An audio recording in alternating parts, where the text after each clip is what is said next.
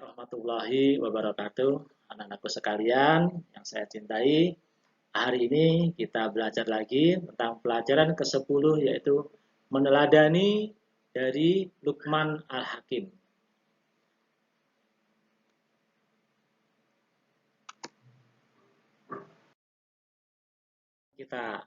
Yang akan Bapak sampaikan pada kesempatan kali ini ada 3. Yang pertama, nanti kita akan mengetahui kisah Luqman Al-Hakim. Yang kedua, kita akan mengetahui keteladanan dari Luqman sebagai hamba yang bersyukur. Dan yang ketiga, nanti kita akan melihat apa sih nasihat-nasihat Luqman kepada anak-anaknya.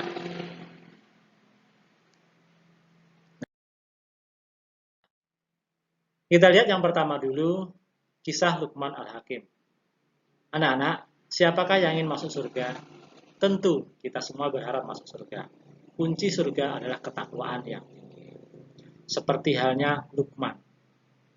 Luqman, dia bukanlah seorang nabi, tetapi dia seorang ayah yang soleh, yang kisahnya ada di dalam Al-Quran.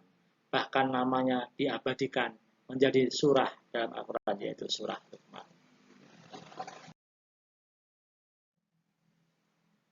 Luqman adalah hamba Allah yang soleh.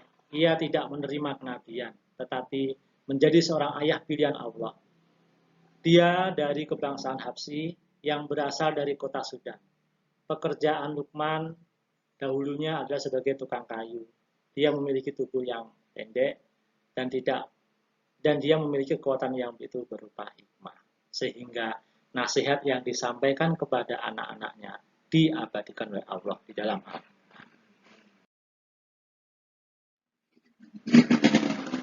Anak-anakku sekalian, Luqman adalah anak dari Baura bin Nahur bin Tareh. Dan Tareh bin Nahur merupakan nama dari Azar, yaitu ayah dari Nabi Ibrahim. Luqman hidup selama 1000 tahun. Dia menjadi guru dari Nabi Daud alaihissalam.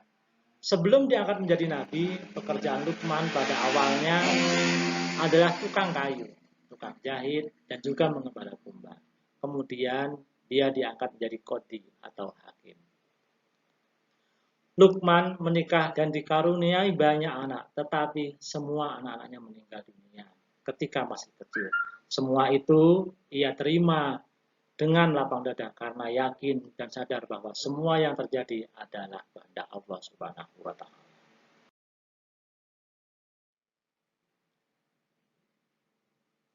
Dalam surah Luqman ayat 12 Allah menjelaskan a'udzubillahi minasyaitonirrajim bismillahirrahmanirrahim walaqad ataina Luqmanal hikmata anishkurillah wa may yashkur fa inna ma yashkuru li nafsi wa man kafara fa innallaha ghaniyyun hamid.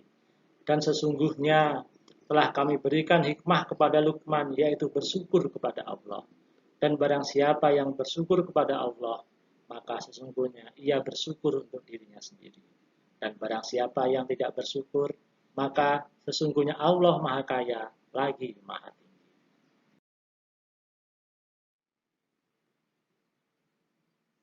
Pelajaran yang kita ambil dari Quran surah Luqman ayat 12 ini ialah Luqman adalah seorang hamba yang telah dianugerahi oleh Allah berupa hikmah, yaitu selalu bersyukur. Luqman selalu bersyukur atas nikmat yang ia peroleh. Syukur menurut bahasa adalah rasa berterima kasih kepada Allah. Sedangkan menurut istilah, syukur adalah ungkapan terima kasih yang ditujukan kepada Allah dengan cara menjalankan segala perintahnya dan menjauhi segala larangannya.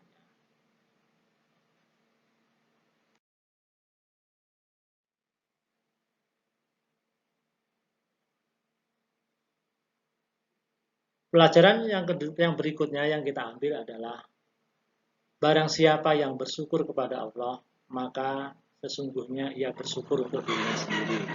Lihatlah gambar yang sudah Bapak buat di situ. Ada gambar yang satu keluarga menyantap hidangan karena kelebihan rezeki, kemudian mereka juga membagikan rezekinya kepada panti-panti asuhan yang ada di sekitarnya.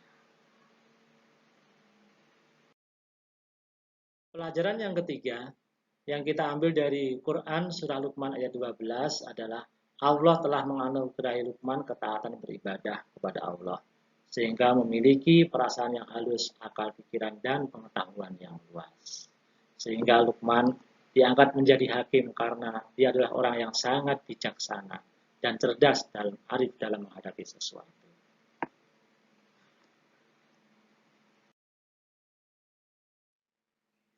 Berikutnya adalah nasihat Luqman kepada anak-anaknya. Anak-anakku, nasihat Luqman yang pertama yang disampaikan kepada anaknya adalah wa id qala Luqman li banihi wa huwa ya'iduhu ya bunayya la tusyrik billah inna syirka la dzulmun adzim.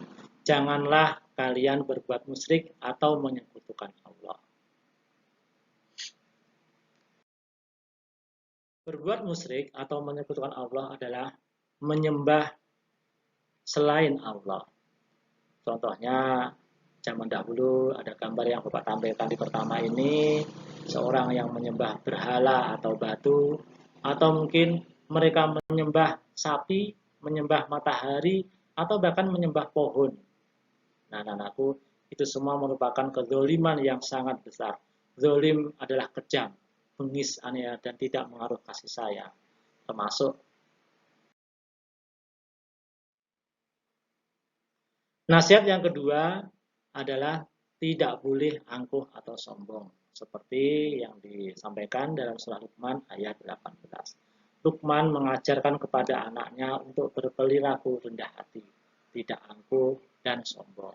Misalnya, apabila bertemu dengan teman atau orang lain, maka kita mengucapkan salam atau mungkin menyapanya, apa kabar, gimana kabarnya, termasuk perbuatan rendah hati.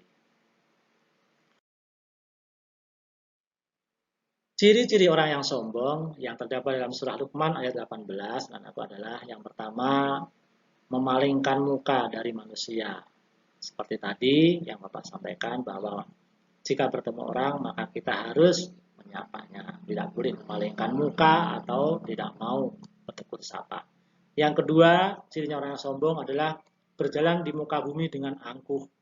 Dan yang ketiga, membanggakan diri atau membanggakan hartanya.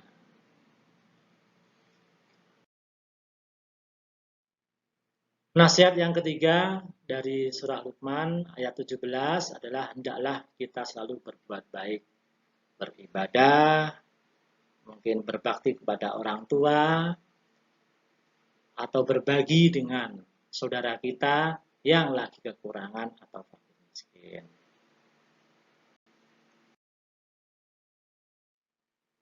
Contoh perbuatan baik sebagai seorang anak, mungkin yang pertama ini gambar satu nak. Nah, ada anak yang kalau pergi sekolah, pamit sama ibunya, minta restu, atau hormat kepada gurunya jika berjumpa guru, kita ucapkan salam terlebih dahulu.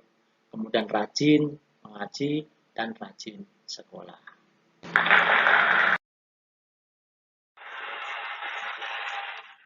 Anak-anakku sekalian, demikianlah pembelajaran pada kesempatan kali ini. Mudah-mudahan kita bisa mengambil pelajaran dari kisah Luqman yang diabadikan namanya oleh Allah dalam Al-Quran. Termasuk nasihat-nasihat Luqman yang sampai sekarang bisa kita teladani. Sekian dari Bapak. Assalamualaikum warahmatullahi wabarakatuh.